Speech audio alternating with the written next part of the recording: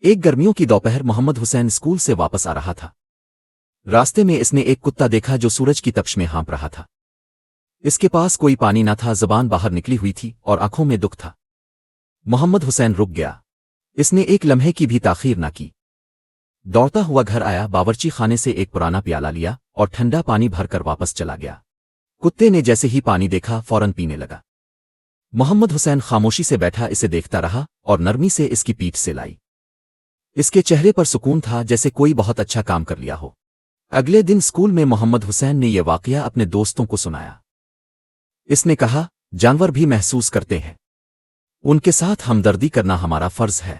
کچھ دن بعد گلی میں کئی گھروں کے باہر پانی اور خوراک کے پیالے رکھے جانے لگے۔ یہ سب محمد حسین کی سوچ اور جذبے کا نتیجہ تھا۔ جانوروں سے ہمدردی انسان کی اصل انسانیت کو ظاہر کرتی ہے۔ If you like this video, then like, comment, subscribe to my YouTube channel, and don't forget to press the bell icon button for more interesting videos.